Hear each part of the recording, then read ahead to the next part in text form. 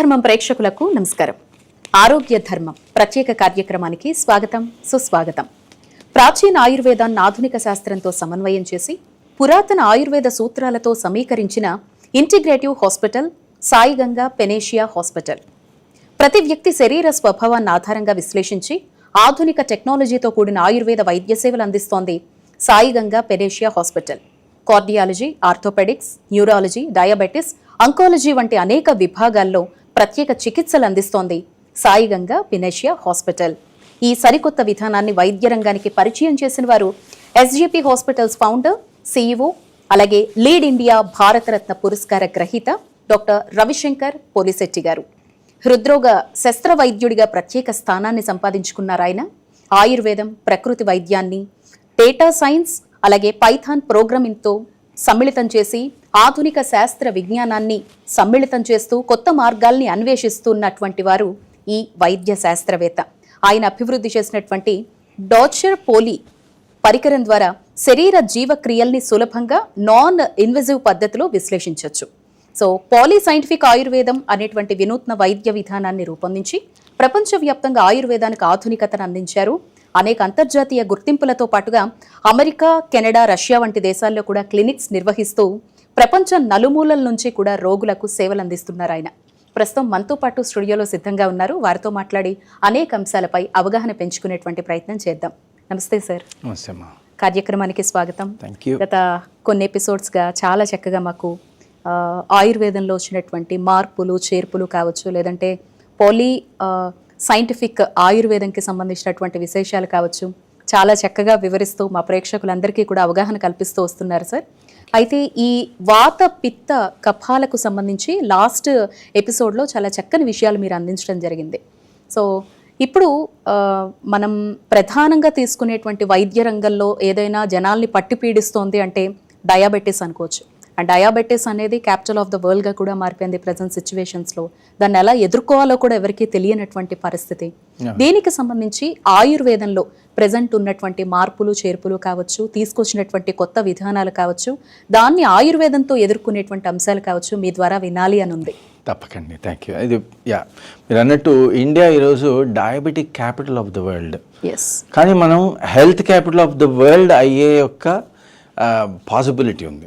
అదే మనం మీ ద్వారా ప్రజలకి ఈ యొక్క నాలెడ్జ్ తీసుకెళ్ళి దీని ద్వారా రోగాల్ని మనం నివారించి లేకపోతే చికిత్స చేసి వాటిని రోగాలు లేకుండా లేకపోతే శమింపజేసే దారిలో ఉన్నా కూడా మనం గొప్ప స్థితికి తీసుకెళ్ళగలుగుతాం. భారతదేశాన్ని హెల్త్ క్యాపిటల్ ఆఫ్ ద వరల్డ్గా చేయొచ్చు. సో మీరు అన్నట్టు డయాబెటీస్,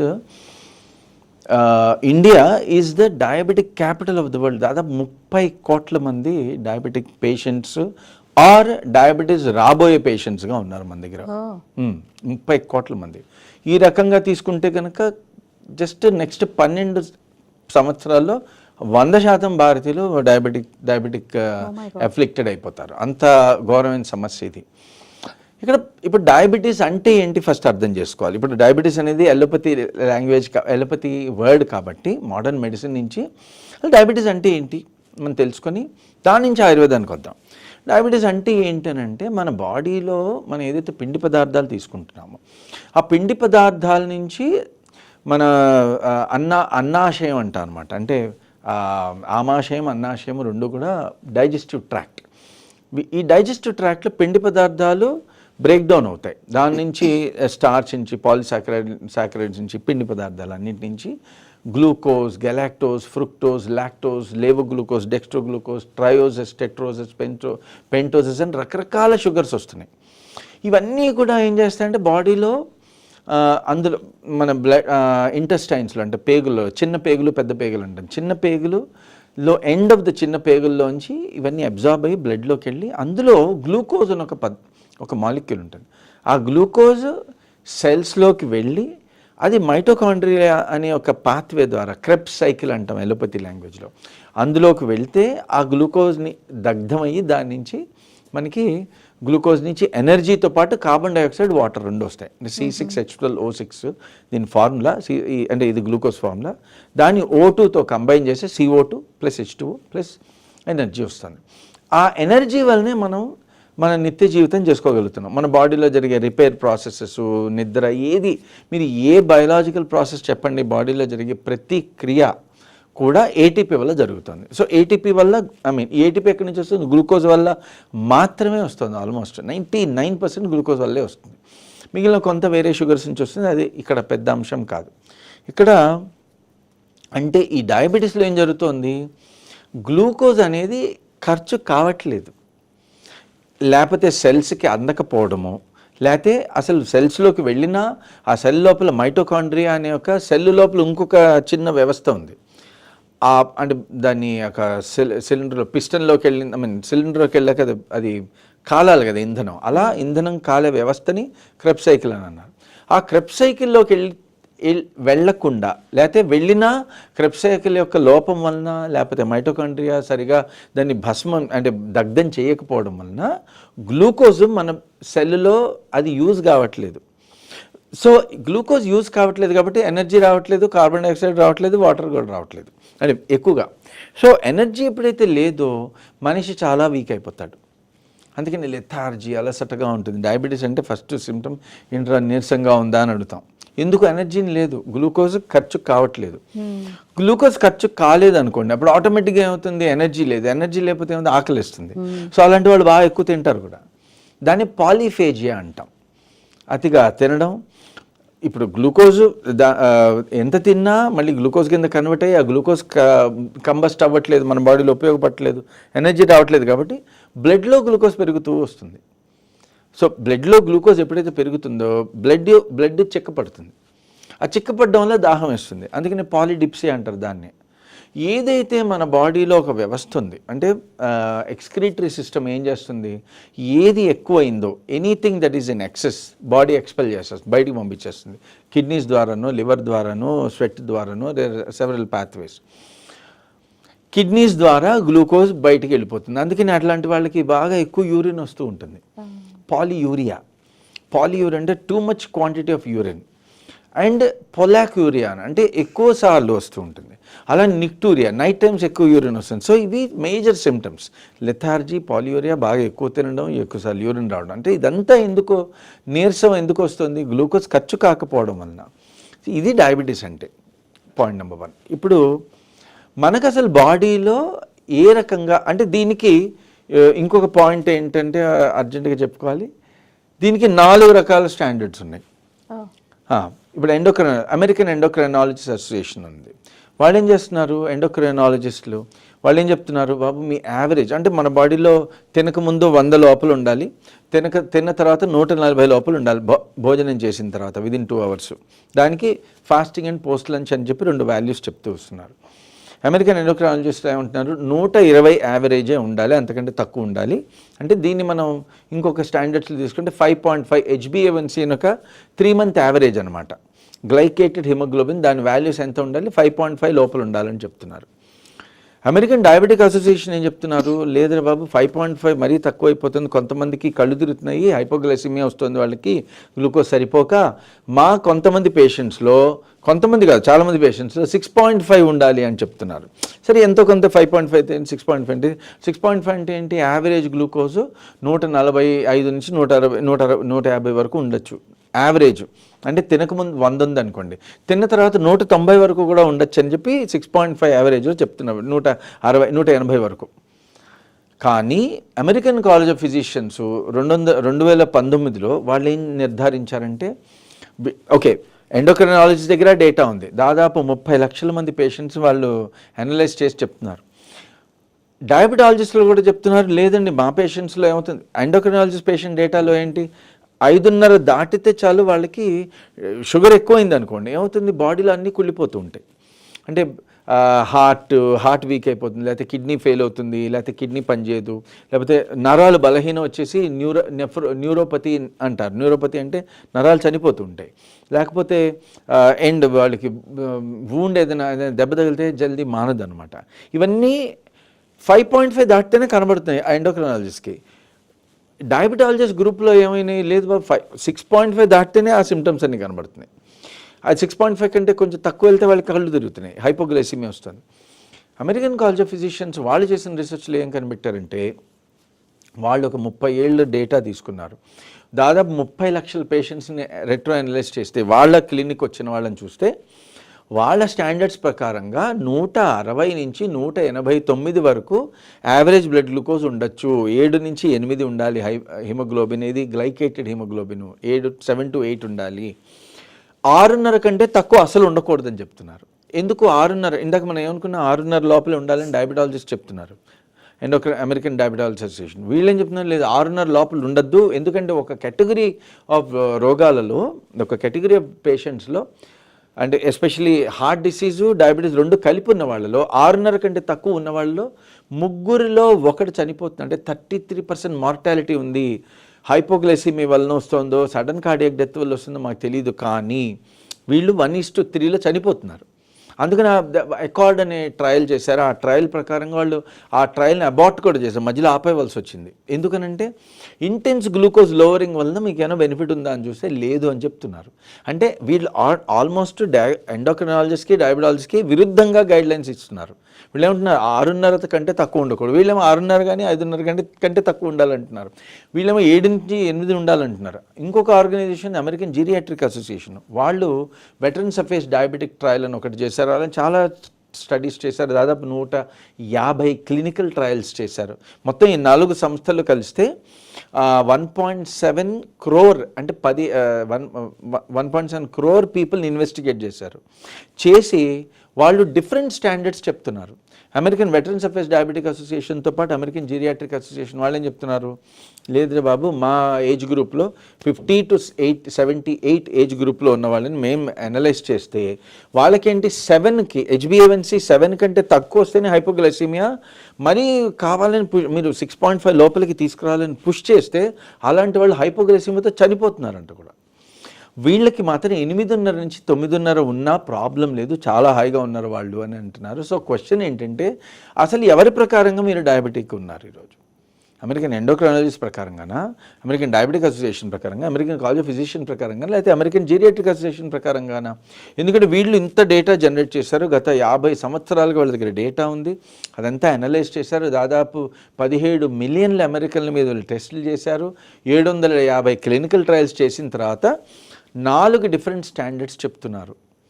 అదే మన ఇండియాలో కూడా ట్రయల్ చేశారు, 16 క్లినికల్ ట్రయల్స్ చేశారు. 2000 మాత్రమే పేషెంట్స్ని రిక్రూట్ చేశారు 16 ట్రయల్స్లో.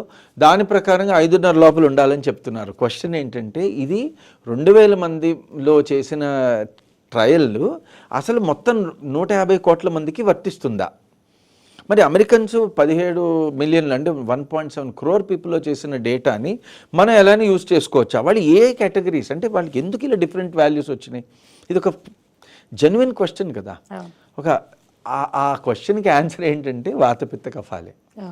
మెయిన్ దాన్ని యానిమల్ మోడల్స్లో వాతపిత్త కఫాలని మనం మోడల్స్ క్రియేట్ చేసి అసలు ఎందుకు మన ఋషులు ఇంత, అంటే త్రికాల బాధ్యులు కదా వాళ్ళు, త్రికాల దర్శులు వాళ్ళు, అంటే వాళ్ళకి 3 కాలాలు భూత భవిష్యత్ వర్తమానాలు అలా కళ్ళ ముందు కనబడతాయట వాళ్ళకి. అలాంటి వాళ్ళు ఇన్ని తెలిసి, అంటే అలా అని వాతపిత్త కఫాలు మాత్రమే వాళ్ళు చర్చించారంటే లేదు. రసరత్న సముచ్చయం, రసరత్నాకరం, రసేంద్ర సార సంగ్రహం, రకరకాల 2700 గ్రంథాలు ఉన్నాయి ఏంటి కెమికల్స్ మీద. దాని ప్రకారంగా ఏం చెప్తున్నారు, అశీతిశ్చత్వ లాక్ష రసామృతం స్వాస్థ్యత్తి విధీయతే. అంటే వాతపిత్త కఫాల యొక్క సమత్వమే కాదురా, ఈ బాడీలో 84 లక్షల కెమికల్స్ ఉన్నాయి. వాటికి చాలా కెమిస్ట్రీ ఎక్స్ప్లెయిన్ చేశారు వాళ్ళు. జలజ నవలాక్షాన్ని, స్థావర వింశతిలాక్షాన్ని, ఘృత చతురస్రలాక్షాన్ని అనుకుంటూ, అంటే వాటర్ సాల్యుబుల్ 9 లక్షలు ఉన్నాయి. 20 లక్షల కెమికల్స్ అసలు దేనిలోనూ రియాక్ట్ కావు.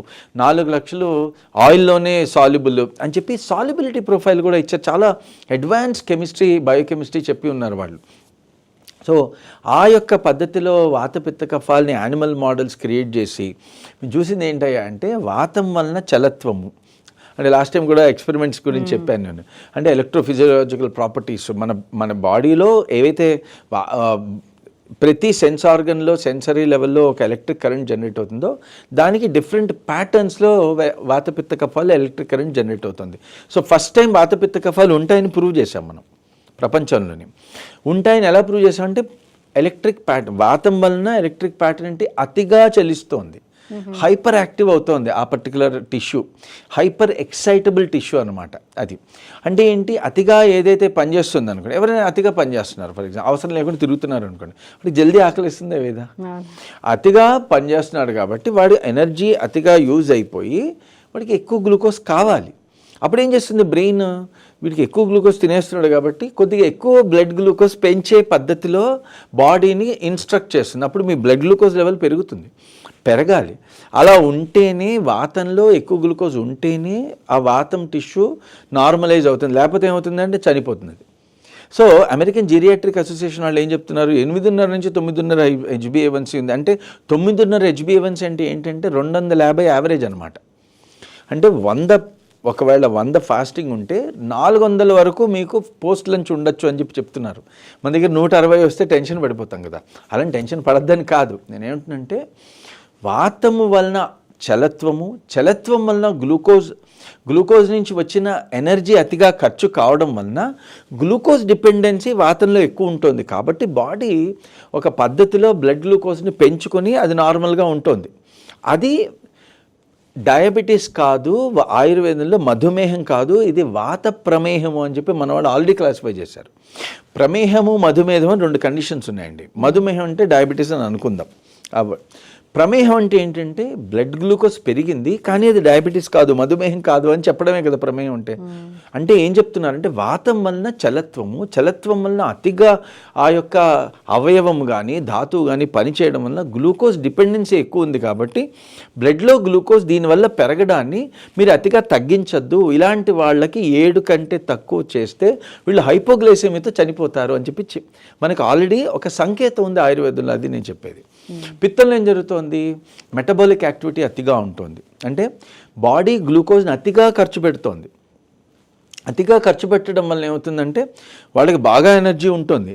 వాళ్ళు అందుకనే కొంతమంది డయాబెటిక్ పేషెంట్స్ ఎలా ఉంటారంటే, మనం డయాబెటీస్ అని వర్గీకరించిన పేషెంట్స్ ఎలా ఉంటారంటే, సార్ నేను చాలా ఎనర్జెటిక్గా ఉన్నాను, గ్లూకోజ్ లెవెల్స్ మాత్రం ఎక్కువ ఉంటున్నాయి సార్ అంటారు. వాళ్ళు ఎందుకు వాళ్ళు ఎనర్జెటిక్గా ఉంటున్నారు, వాళ్ళకి పిత్తం ఎక్కువ ఉన్నప్పుడు గ్లూకోజ్ అతిగా ఖర్చు అయ్యి గ్లూకోజ్ నుంచి ఖర్చు అవ్వడం వలన వచ్చేది ఏంటి, ఏటీపీ, కార్బన్ డైఆక్సైడ్, వాటర్.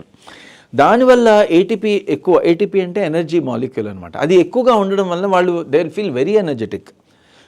కానీ వాళ్ళకు కూడా గ్లూకోజ్ ఎక్కువ కావాలి, ఎందుకంటే వాళ్ళు their burning glucose faster. So వాళ్ళు గ్లూకోజ్ ఎక్కువగా బర్న్ చేస్తున్నారు కాబట్టి వాళ్ళకి ఎక్కువ గ్లూకోజ్ కావాలి. అలాంటి వాళ్ళలో మీరు గ్లూకోజ్ తగ్గిస్తే, అమెరికన్ కాలేజ్ ఆఫ్ ఫిజిషియన్స్ చెప్పినట్టు వీళ్ళు 6.5 కంటే తక్కువ వీళ్ళ గ్లూకోజ్ అయితే కనుక వాళ్ళకి సడన్ కార్డియాక్ డెత్ వచ్చే ప్రమాదం ఉంది. వాళ్ళ ట్రయల్లో కూడా అదే చెప్తున్నారు. మాకు ఎందుకో తెలీదు, 3లో ఒకడికి heart and diabetes, heart problem and diabetes 2 కలిపి ఉన్న వాళ్ళలో 3లో ఒకళ్ళు గ్లూకోజ్ 6.5 కంటే తగ్గించడంలో చనిపోయారట.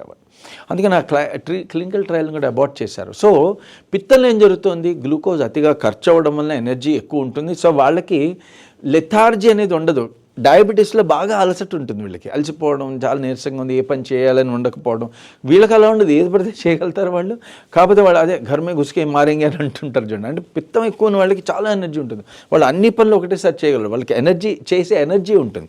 కానీ గ్లూకోజ్ లెవెల్స్ ఎక్కువ ఉంటాయి. ఎందుకు, అతిగా గ్లూకోజ్ ఖర్చు పెడుతుంది కాబట్టి ఒక మాలిక్యులర్ పాత్వే ద్వారా, అంటే సెల్లో, అంటే మేము సైంటిఫిక్గా ప్రూవ్ ఏం చేసామంటే, సెల్ లోపల ఏటీపీ ఎక్కువ ఉంటే గ్లూకగోన్ అని, ఇన్క్రిటిన్ అని ఎక్కువ ఆ హార్మోన్స్ క్రియేట్ అవుతాయి.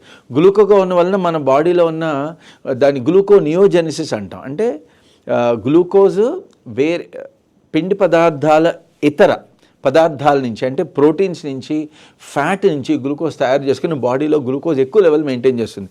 ఇలాంటి వాళ్ళకి యాక్చువల్లీ గ్లూకోజ్ ఎక్కువ కావాలి. సో వాళ్ళు కూడా అరౌండ్ 7 to 8 మెయింటైన్ చేయాలి. వీళ్ళు 6.5 కంటే తక్కువ ఉండకూడదు. కఫతత్వంలో ఏం జరుగుతుంది, కఫం అంటే ఎలక్ట్రికల్ యాక్టివిటీ చాలా తక్కువగా జరుగుతుంది. మేము చేసిన ఎక్స్పెరిమెంట్స్లో ఎలక్ట్రికల్ యాక్టివిటీ తక్కువ ఉండడం వలన గ్లూకోజ్ తక్కువగా మెటబలైజ్ అవుతుంది, వాళ్ళు యూజ్ చేసే ఎనర్జీ కూడా తక్కువే. ఇలాంటి వాళ్ళకి ఎండోక్రైనాలజిస్ట్ కానీ డయాబెటిక్ అసోసియేషన్ రూల్స్ వర్తిస్తాయి. మీకు అర్థమైంది ఇప్పుడు చూడండి.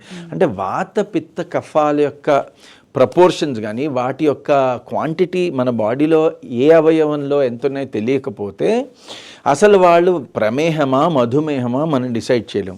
మళ్ళీ ప్రమేహంలో వాత ప్రమేహమా పిత్త ప్రమేహమా కఫ ప్రమేహమా అంటే 10 రకాల వాతాలు 6 రకాల కఫాలు 6 రకాల పిత్త ప్రమేహాలు 4 రకాల కఫ ప్రమేహాలు మన వాళ్ళు మెన్షన్ చేస్తున్నారు. అంటే 20 రకాల ప్రమేహాలలో అంటే ప్రమేహం అంటే ఏంటంటే ఇందాక చెప్పినట్టు గ్లూకోజ్ లెవెల్ ఎక్కువ ఉంటుంది, కానీ that should not be construed as diabetes అని చెప్తున్నారు. సో కాబట్టి డయాబెటీసా కాదా నిర్ధారణ చేసుకోవాలంటే ఓన్లీ బ్లడ్ గ్లూకోజ్ సరిపోదు. అఫ్కోర్స్ దాంతోపాటు ఇన్సులిన్ సెన్సిటివిటీ అని చెప్పి గ్లూకగాన్ ఇన్క్రిటిన్ ప్రాపర్టీస్ ఇన్ని అనలైజ్ చేస్తున్నారు. కానీ ఒక ఇంపార్టెంట్ విషయం ఏది మిస్ అవుతున్నారు ఈరోజు అలోపతిలో అని అంటే సెల్ లోపలికి మనం పంపిస్తాం. ఓకే, మెట్ఫార్మిన్ కానీ సల్ఫోనియూరియాస్ ఈ డ్రగ్స్ ఇవ్వడం వలన గ్లూకోజ్ బ్లడ్లో ఉన్నది సెల్లులోకి పంపిస్తున్నాం. కానీ సెల్లులో కనుక గ్లూకోజ్ ఖర్చు కాలేదనుకోండి, అక్కడ సెల్ డ్యామేజ్ అయ్యే ఛాన్సెస్ ఉంటాయి గ్లూకోజ్ వల్ల, ఏది ఒకళ్ళు ఖర్చు కాకపోతే నిజంగా. సో సెల్లో ఖర్చు అయ్యే వ్యవస్థ దేనిలో ఉంది? మైటోకాండ్రియా అనే వ్యవస్థ కరెక్ట్గా ఉంటే సెల్లో గ్లూకోజ్ ఖర్చు అవుతుంది. అది ఖర్చు కాని తత్వం కదా డయాబెటీస్. మరి మైటోకాండ్రియల్ యాక్టివిటీ కరెక్ట్గా ఉందా, లేకపోతే అది సరిగా అంటే అది ఏమంటారు మందగతిలో ఉందా, లేకపోతే పిత్తగతిలో ఉందా, వాతగతిలో ఉందా తెలియకుండా మనం కనుక డయాబెటీసా ప్రమేహం అని మనం నిర్ణయించలేం. కాబట్టి మా రెట్రో అనాలిసిస్లో ఏం చేస్తారంటే చాలామంది రిఫ్రాక్టరీ డయాబెటీస్ అని పేషెంట్స్ వస్తూ ఉంటారు. రిఫ్రాక్టరీ డయాబెటీస్ అంటే minimum 4 classes of allopathy drugs ఇస్తూ ఇన్సులిన్తో కూడా గ్లూకోజ్ కంట్రోల్ కాని వాళ్ళని రిఫ్రాక్టరీ డయాబెటీస్ అంటామని. అలాంటి పేషెంట్సే మన దగ్గరకు వస్తూ ఉంటారు. వాళ్ళని మనం యూజువలీ కేటగరైజ్ అంటే వీళ్ళు వాత ప్రమేహమో లేకపోతే పిత్త ప్రమేహమో లేకపోతే కఫ ప్రమేహం లేకపోతే మిక్స్డ్, ఈ 3 కలిపి ప్రభావం ఇంకోటి ఉండొచ్చు. సో ఆ యొక్క వాత పిత్త కఫ ప్రమాణాలు ఆ ప్రపోర్షన్స్ డిఫరెంట్ ఆర్గన్స్లో ఎలా ఉన్నాయో ఈ డాక్టర్ పాలి వల్ల తెలుసుకుంటూ, నాడీ పరీక్ష వల్ల కూడా తెలుసుకుంటూ, చాలామంది పేషెంట్స్కి మేము ఏం చెప్తాం, బాబు మీకు చాలా ఫేమస్ పీపుల్ అంటే నాకు వాళ్ళ పేర్లు మెన్షన్ చేయకూడదు కాబట్టి చేయట్లేదు. వాళ్ళకు ఒక ఆయన చాలా పెద్ద ఆయన, చాలా ఇన్ఫ్లుయెన్షియల్, వెరీ రెవర్డ్, ఆయనకి 10.6 ఉండింది. అలా కాదండి, మీరు పిత్త ప్రమేహానికి చెందినవారు కాబట్టి మీరు బాగా స్వీట్లు తినండి అని. అదేంటండి డయాబెటీస్ కదండి, మీకు డయాబెటీస్ లేదండి, దీని ప్రమేహం అంటారు, బాగా స్వీట్లు తినండి అంటే ఎంత తినొచ్చండి, మీరు మినిమం 1/2 కిలో తినండి అని చెప్పాం ఎవ్రీడే. అలా చేసిన తర్వాత 4 నెలల తర్వాత అఫ్కోర్స్ మన మందులు, పిత్తాన్ని బ్యాలెన్స్ చేసే మందులు, ఇలానే పిత్తానికి తీపే శమనం అన్నమాట. సో తీపి ఇవ్వడంతో ఆయనది 7.6కి వచ్చింది 4 నెలల్లో.